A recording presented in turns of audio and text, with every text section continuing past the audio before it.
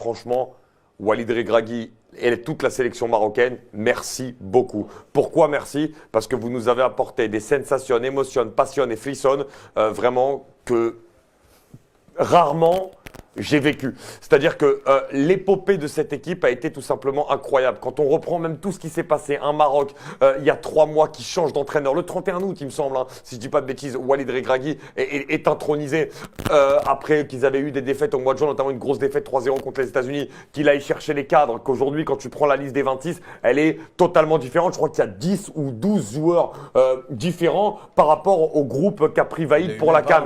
Voilà. Derrière, il a exactement en tout peut-être 2 mois de préparation, mais avec… Non, je dis parce qu'il arrive en 31 août, Yasser, donc il a 3 mois. Mais préparation, il a même pas un mois. 3 matchs de préparation. Non, bah oui, donc il a en vrai 2 semaines de préparation, quoi, pas plus, vraiment avec son groupe. Et quand au final, il arrive sur cette compétition et que d'entrée, il faut aller marquer des points. Là, c'est pas comme l'Argentine-Arabie Saoudite, il y a un petit match, tu peux te jauger. Non, là, d'entrée, il faut marquer des points. Tu joues la Croatie au début, dernier finaliste du dernier mondial.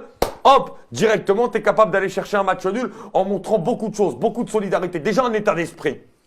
Ensuite, tu vas battre cette équipe de Belgique. Alors oui, qui finalement n'a pas apporté satisfaction, mais il faut aller les battre. Il faut aller les prendre. Et ils ont été capables de le faire en montrant un état d'esprit exceptionnel. Ensuite, il y a ce match contre le Canada. Tu subis à la fin du match, mais tu montres que tu es capable de subir et qu'en premier mi-temps, tu es capable de faire le jeu. Donc, elle nous montre en plus que c'est une équipe qui est capable d'avoir plusieurs facettes dans son jeu. Ils arrivent en 8e de finale contre l'Espagne. On sait comment ça se passe l'Espagne. Évidemment, ils laissent le ballon à l'Espagne et ils essaient de piquer en contre. Ils vont au penalty, ils gèrent très très bien la séance. Incroyable défense, incroyable solidité. Pareil en quart de finale contre le Portugal ou surtout contre le Portugal. J'ai trouvé beaucoup plus que contre l'Espagne. Tu exploites encore mieux tes contres. Où vraiment tu es très intéressant. Et là, il y a cette demi-finale où oui, tu tentes. Mais la demi-finale, ils arrivent, ils sont tous cramés. À un moment donné, il faut accepter de le dire. Ils sont cramés. Quand tu vois que Saïs, Mazraoui et Aguerd même démarrent, enfin Aguerd 5 minutes avant, on lui dit tu peux plus être là. Saïs, on l'a vu sortir contre le Portugal en civière, il est là, il rejoue. Oui, ils sont tellement tous fiers du parcours qu'ils ont envie de jouer. Walid a envie de les mettre parce que eux sont des acteurs et des grands protagonistes, des acteurs majoritaires du parcours du Maroc. Oui à tout ça.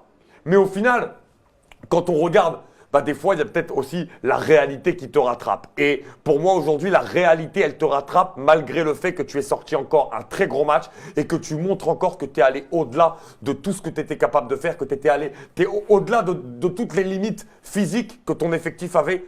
Et tu les as dépassées et très largement. Donc franchement, pour ça, un très très grand bravo. Walid Regragui a réussi à faire quelque chose avec cette équipe du Maroc qui est énorme et il a réussi surtout à insuffler pas qu'au Maroc, à toute l'Afrique, un état d'esprit de la gagne. Et ça, c'est vraiment quelque chose d'exceptionnel. Et je vous jure que juste par rapport à ça, vraiment, chapeau, chapeau garçon, chapeau monsieur, c'est pas un garçon, c'est un monsieur, Walid Regragui. Et un grand bravo, parce que même lui, il n'avait jamais, je dis bien jamais, eu d'expérience, surtout dans une aussi grosse compétition. Et être capable de faire ça avec très peu, vraiment, très peu de temps de préparation avant, en arrivant dans quelque chose de tout nouveau pour lui, ça c'est très très fort, c'est un grand coup de chapeau. N'ayons pas peur de dire que son effectif est en dessous de toutes les grosses équipes qu'il a affrontées, à part le Canada sur le papier, et malgré tout, il a sorti tous les gros. C'est même la France ou l'Argentine gagnera la Coupe du Monde, c'est le plus beau parcours de cette Coupe du Monde à l'heure actuelle. C'est le Maroc et de très très loin.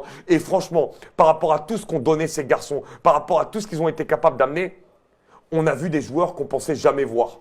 Je pensais jamais que Bouffal avait ce niveau. Je vous dis très honnêtement, je l'avais vu. Déjà, Southampton est capable de faire par parcimonie des fulgurances, mais en termes de régularité sur une compétition, je l'avais jamais vu à ce niveau-là. Et la seule chose que j'ai envie de leur dire, c'est les gars, capitalisez là-dessus parce que vous pouvez faire des grosses carrières pour certains, parce que vous avez montré quelque chose de très très grand, mais vous avez montré aussi pas que c'était qu'un groupe, qu'individuellement, tous, chacun, vous étiez capable d'élever le niveau. Et pour ça, un grand bravo au Maroc, vraiment du fond du cœur.